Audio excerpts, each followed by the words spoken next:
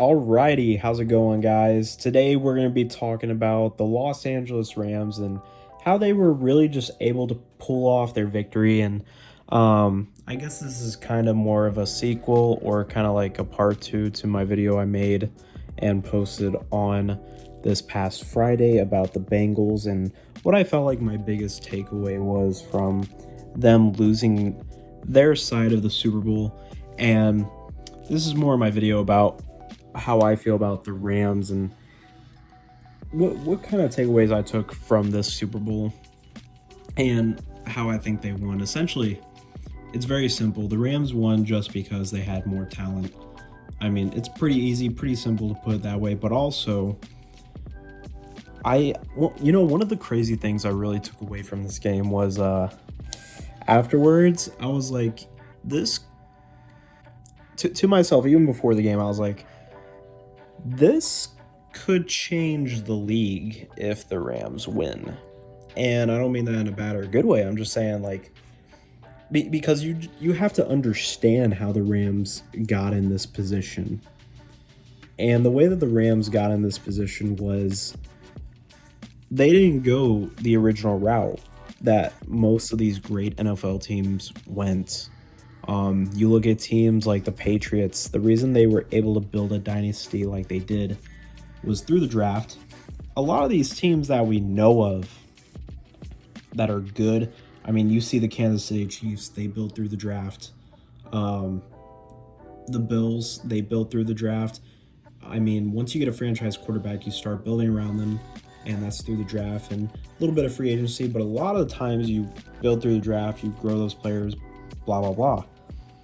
The Rams did the total opposite, and really mainly the only superstar player that they had that they originally drafted was Aaron Donald. Every other player that they had that was like a star, like Jalen Ramsey, Matthew Stafford, Andrew Whitworth, all these players that they had were all from different teams. They built through signing and free agency, not really through the draft. If you've ever seen those memes, can't say like the language and stuff for the shirt and stuff what they advertise, but they pretty much, I think it's the president of operations, like the GM of the team. He wears a shirt that says, F draft picks, essentially, and that was their culture, that was their motto, where we don't need draft picks. We want to win right now. That's all we're worried about, is winning a Super Bowl right now. Nothing matters more than winning a Super Bowl to this team right now. They pretty much were like, hey, we'll give up any draft pick that goes as far as like practically 2030.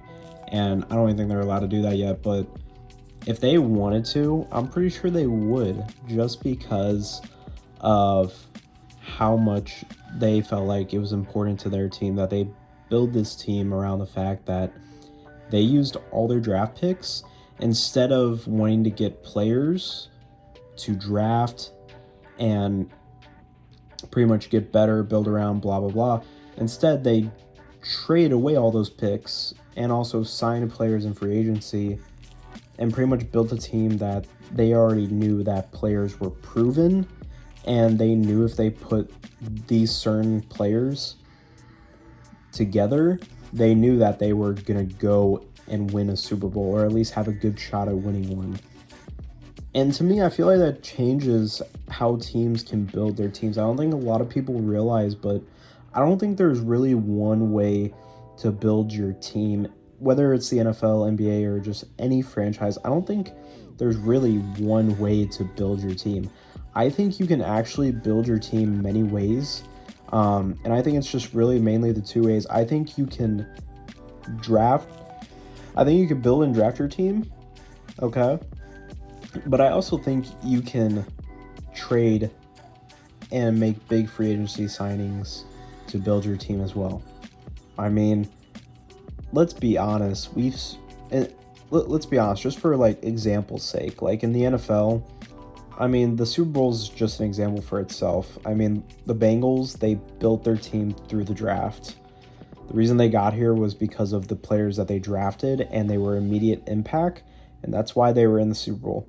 The Rams did the opposite. They traded all their picks, pretty much signed through free agency, and they won the Super Bowl for doing so. So, I mean, when you look at these two teams, they're different in the aspects of how they built their team and how they won. And obviously, at the end of the day, the convenience is one team was more talented, the other one wasn't. And that's what it comes down to. But at the end of the day, the Rams still built a better team than the Bengals just because of how many assets they gave up. And the Bengals, the way that they're building their team, I don't think they're willing to give up picks just yet.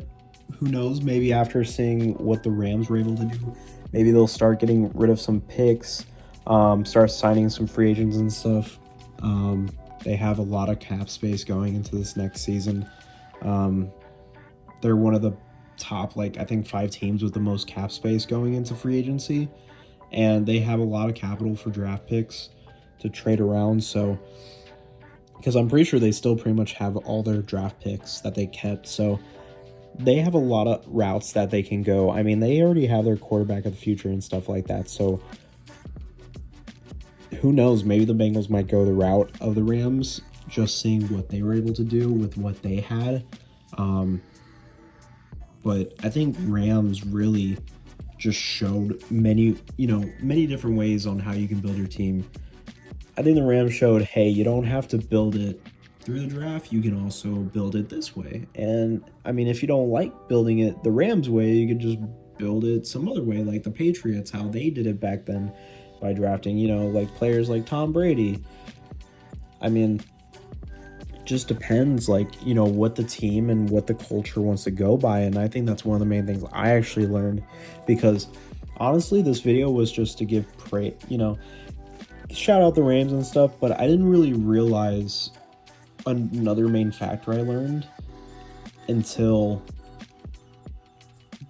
digging deeper into making this video. And I was like, dang, I could actually take away a couple things, not just from the Bengals, but also the Rams, and the fact that this win matters, and the way that teams could build their future for their team could be a main factor on, with the Rams, how they won and how they did could be a main factor on how some teams might build their teams and how they build their culture and stuff like that.